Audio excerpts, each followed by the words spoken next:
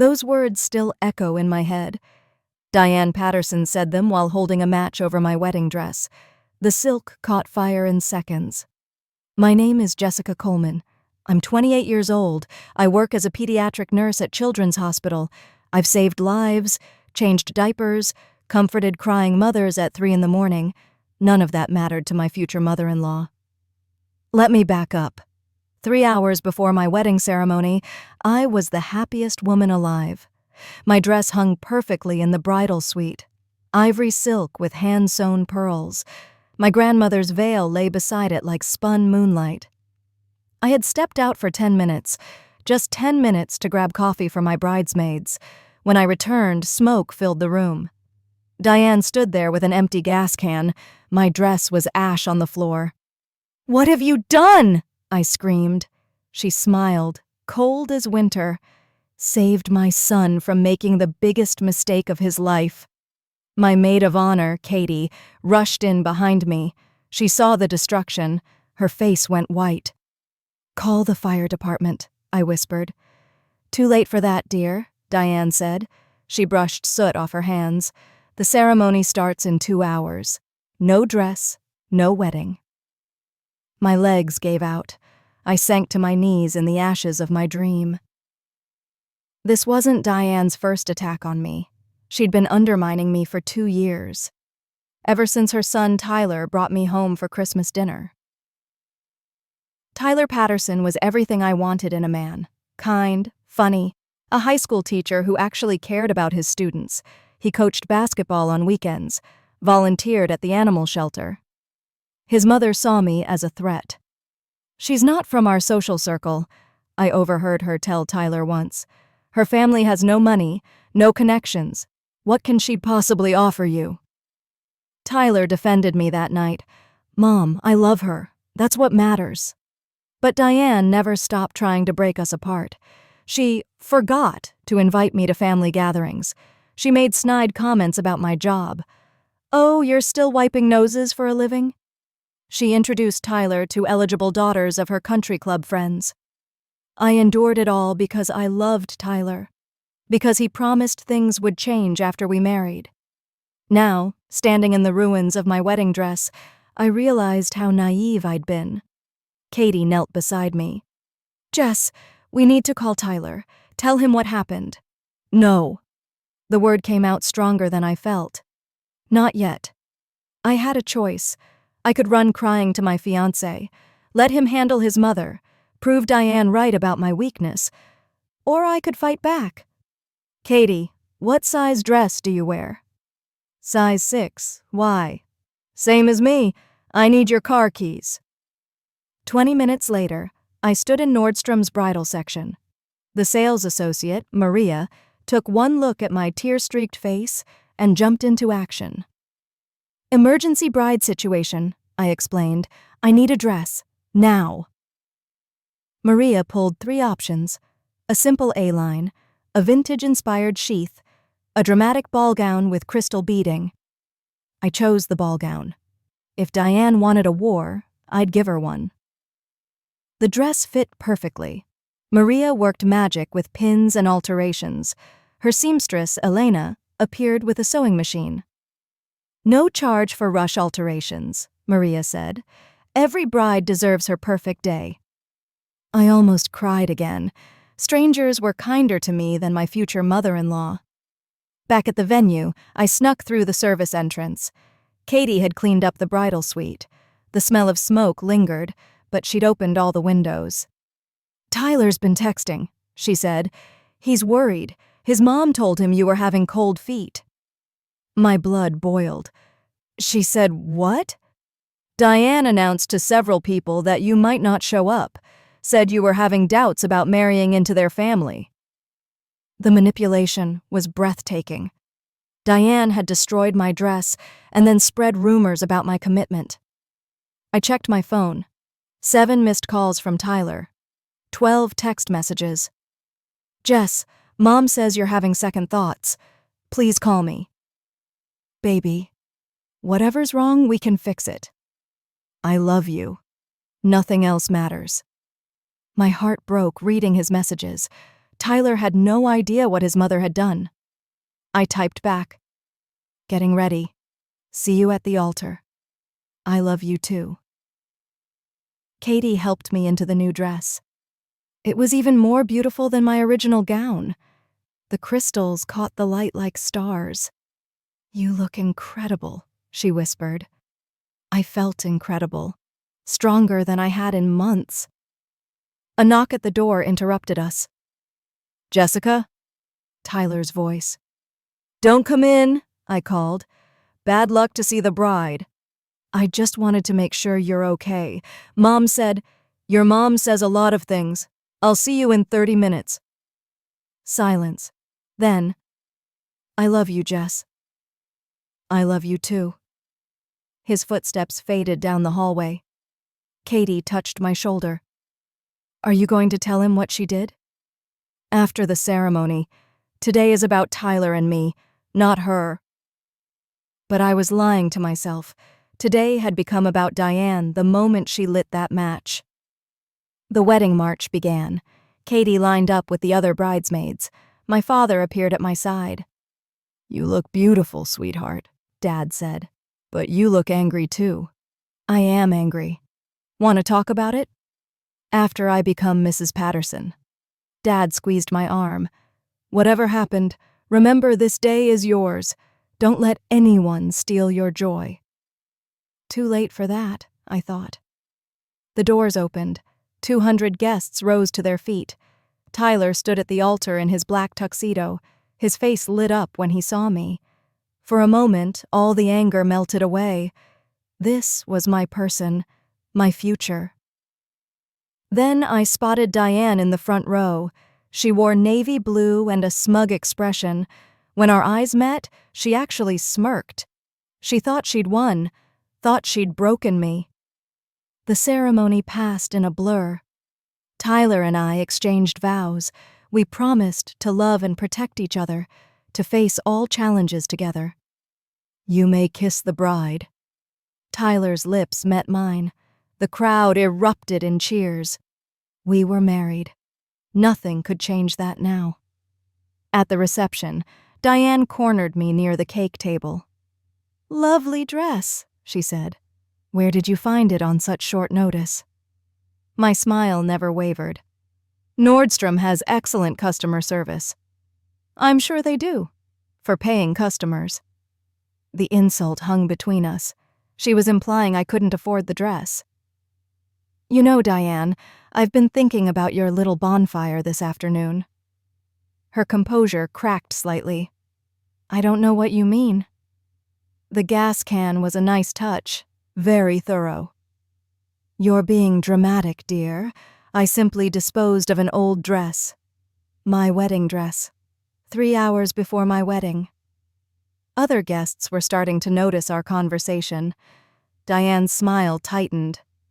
"Perhaps we should discuss this later," she said. "Oh, we will. We definitely will." Tyler appeared with 2 champagne flutes. "What are you ladies talking about?" "Wedding dresses," Diane said quickly. "Jessica was just telling me about her shopping adventure today."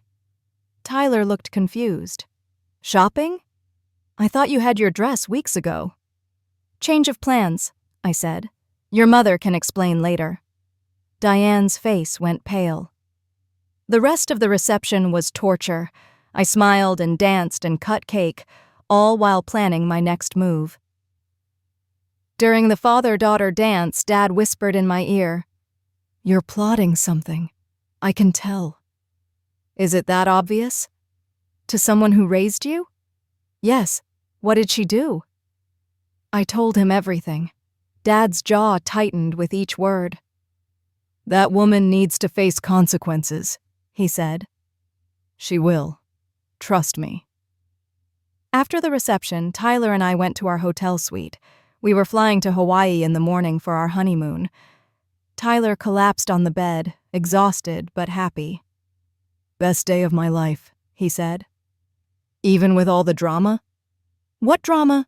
Everything was perfect." I sat beside him. "Honey, we need to talk about your mother." Tyler's expression shifted. What about her? I told him everything. The destroyed dress, the gas can, the lies she spread about my commitment. Tyler's face went through several emotions: disbelief, anger, heartbreak. She burned your dress? Your grandmother's veil? Everything, 3 hours before the ceremony. Tyler stood up and started pacing. I can't believe this. I won't believe this. Tyler, my mother wouldn't do something so cruel. There has to be an explanation. My heart sank. I'd feared this reaction. There's no explanation that makes this okay, I said. Maybe she was trying to help. Maybe she thought the dress wasn't right for you. I stared at my new husband. You're actually defending her? I'm trying to understand. This doesn't sound like my mom. This sounds exactly like your mom. She's been trying to break us up for 2 years. Tyler sat back down. He looked defeated. She loves me, he said quietly. She just wants what's best for me. And she thinks I'm not what's best for you? Tyler didn't answer. That silence said everything. I spent my wedding night crying in the bathroom while my husband slept. This wasn't how I'd imagined starting our marriage. The next morning, Tyler was gentler, more apologetic. I'm sorry, he said over room service breakfast. I should have believed you immediately. But you didn't. She's my mother, Jess. It's hard to accept that she could do something so vindictive. What are you going to do about it? Tyler sighed. I'll talk to her when we get back from Hawaii. Talk to her? What else can I do? She's family. I wanted to scream. His mother had tried to sabotage our wedding, and he wanted to have a conversation. Hawaii was beautiful, but the tension between us was palpable. Every time I brought up Diane, Tyler shut down. Can we just enjoy our honeymoon? He'd say. We'll deal with Mom later. But I couldn't enjoy anything. The image of Diane's smug face haunted me. On our last night in Maui, I made a decision. I'm going to handle this my way, I told Tyler. What does that mean? It means I'm done being the victim in your mother's games. Tyler looked worried. Jess, please don't do anything rash. Rash? She committed arson. I think I'm being remarkably restrained. Back home, I started planning. I wasn't going to destroy Diane's property or seek petty revenge. I was going to expose her true nature to everyone who mattered. First, I gathered evidence. The hotel's security cameras had captured Diane entering and leaving the bridal suite. The fire department had filed a report about the accidental dress fire. The gas can had her fingerprints on it. She'd left it behind in her rush to establish her alibi. I also had witnesses. Katie had seen the aftermath. The hotel cleaning staff remembered the smoke and Diane's flustered explanation about a small accident. Next, I reached out to Diane's social circle. The country club ladies she was so desperate to impress. I started with Margaret Henley, the club president. We met for lunch at the club's restaurant. I wanted to thank you for the lovely wedding gift, I said. Of course, dear. How was the honeymoon? Wonderful, though the wedding day had some unexpected excitement. I told Margaret the story. Her expression grew more horrified with each detail. Diane did what? She gasped. Burned my wedding dress, 3 hours before the ceremony. Margaret put down her fork. That's unthinkable. I have security footage if you'd like to see it. I showed her the video on my phone. Diane entering the bridal suite with the gas can, leaving 20 minutes later with soot on her clothes. Margaret watched in stunned silence. Why are you showing me this? She asked. Because Diane has been telling people I had cold feet, that I almost didn't show up to my own wedding. I want the truth to come out. Word spread quickly through the country club. By the end of the week, everyone knew what Diane had done. The social ostracism was swift and brutal.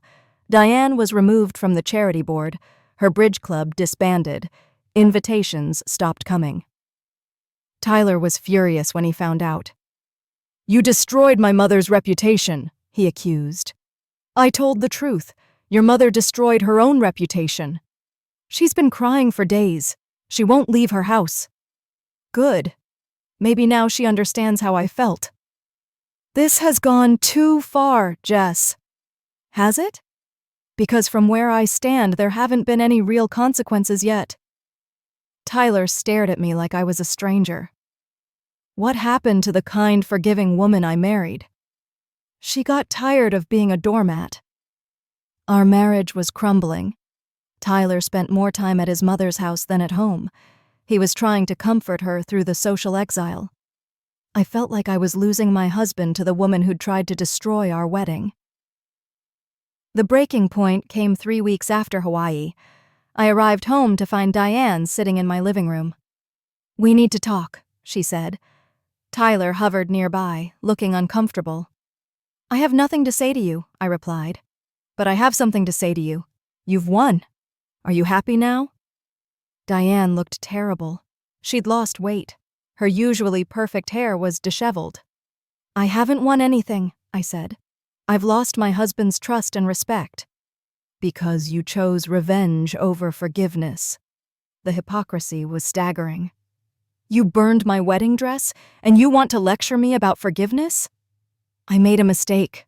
A terrible mistake. But you've made it so much worse." Tyler stepped forward. "Mom wants to apologize. Really apologize." I looked between them. "And then what? We all pretend this never happened?" "We move forward," Tyler said. "As a family." "She will never see me as family. And honestly, I don't want her to." Diane started crying. Real tears, not the crocodile tears she'd shed at social events. "I was afraid," she whispered. "Afraid of losing my son." For the first time, I saw her as something other than a villain. She was a lonely woman who'd built her identity around being Tyler's mother. "So you tried to destroy the woman he loves? I thought if you didn't get married, he'd realize you weren't right for each other. By traumatizing me on what should have been the happiest day of my life?" Diane nodded miserably. "I know how it sounds. I know what I did was unforgivable." "Then why are you here?" "Because Tyler is miserable. Because this family is falling apart. Because I need to make this right somehow." I looked at my husband. He was pleading with his eyes. "What do you want from me?" I asked Diane. "A chance to earn your forgiveness, and maybe a chance to start over." The old me would have said yes immediately, would have smoothed things over for Tyler's sake. But I wasn't the old me anymore. "You want to start over?" I said. "Fine, but there are conditions." Both Tyler and Diane looked surprised. "First, you publicly admit what you did. No more lies about cold feet or wardrobe malfunctions. You tell everyone you burned my dress because you didn't want us to get married." Diane winced but nodded. "Second, you pay for my original dress. It was a family heirloom. You owe me $15,000. $15,000? Tyler gasped. "The dress, the veil, the alterations, the emergency replacement, and emotional damages. That's actually a bargain." Diane was quiet for a long moment. Then, "Agreed. Third, you respect my marriage. No more undermining comments. No more introducing Tyler to other women. No more treating me like I'm not good enough for your son." "Agreed. And fourth, you get therapy. You need to figure out why you thought destroying someone's wedding dress was acceptable behavior." Diane's face flushed, but she nodded. "If you break any of these conditions, I'm filing criminal charges for arson and harassment. Are we clear?" "Crystal clear." Tyler looked stunned by my assertiveness. I wasn't sure if he was proud or concerned. Over the next few months, Diane kept her word. She wrote a letter to the country club acknowledging her actions. She paid for my dress without complaint. She started seeing a therapist twice a week. Most importantly, she began treating me with respect. It wasn't easy. There were setbacks and awkward moments. But slowly, we built something resembling a functional relationship. Tyler and I went to couples counseling to repair the damage to our marriage. He learned to set boundaries with his mother. I learned to communicate my needs without ultimatums. A year later, Diane and I were planning Tyler's surprise birthday party together. We weren't friends exactly, but we weren't enemies either. "I need to ask you something," she said as we arranged flowers. "What? Do you think you'll ever truly forgive me?" I considered the question. I think forgiveness is a process, not a destination. Some days I'm angrier than others. But I'm trying. That's more than I deserve. Maybe. But it's what Tyler deserves, and it's what I deserve too. I deserve peace. Diane nodded. For what it's worth, I think you're perfect for my son. I was just too proud and scared to see it. And now I see a strong woman who fought for her marriage, who demanded respect and got it. Tyler is lucky to have you. It was the closest thing to a real apology I'd ever received from her. The birthday party was a success. Tyler was genuinely surprised. His friends and family celebrated together without drama. As I watched my husband blow out his candles, I thought about how far we'd all come. Diane hadn't destroyed my wedding after all. She'd revealed something important about my own strength. I'd learned I could fight for what mattered without losing who I was. That night, Tyler and I lay in bed talking about the future. "Any regrets?" he asked. "About what?" "Standing up to my mother.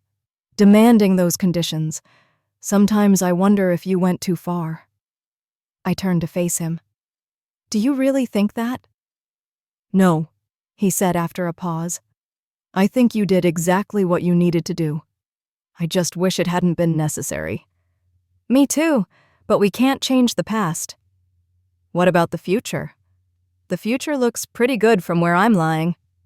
Tyler smiled and kissed my forehead. "I love you, Mrs. Patterson." "I love you too." 2 years later, when I was pregnant with our first child, Diane asked if she could throw me a baby shower. "Are you sure you want to?" I asked. "I want to celebrate my grandchild, and I want to celebrate you."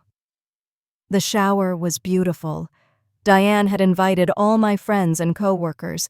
She gave a speech about how excited she was to become a grandmother. "Jessica is going to be an amazing mother," she told the group. "She's strong and kind and exactly what our family needed." After the guests left, Diane helped me clean up. "Thank you," I said. "Today was perfect." I owed you a perfect day. We looked at each other and smiled. It wasn't the relationship I'd originally hoped for with my mother-in-law, but it was real, built on honesty and mutual respect rather than politeness and pretense. When my daughter was born, Diane was one of the first people to hold her. "She's beautiful," she whispered, tears in her eyes. "She looks like Tyler," I said. "She has your strength. I can tell already." I watched Diane cradle my baby and felt something shift in my chest, not complete forgiveness, but something close to it. My daughter would grow up knowing her grandmother as a woman who'd made terrible mistakes but worked to make amends. She'd learn that people can change, that families can heal, that sometimes the worst moments lead to the most important growth. The wedding dress incident had nearly destroyed my marriage. Instead, it had made us stronger. It had forced difficult conversations and necessary boundaries. It had taught me that kindness without strength is just weakness, that forgiveness without accountability is meaningless. Most importantly, it had shown me that I was capable of fighting for my happiness. As I held my daughter and watched my mother-in-law's genuine joy, I realized something profound. Diane Patterson had tried to burn down my wedding day. Instead, she'd forged me into someone unbreakable. And for that, strange as it sounds, I was almost grateful.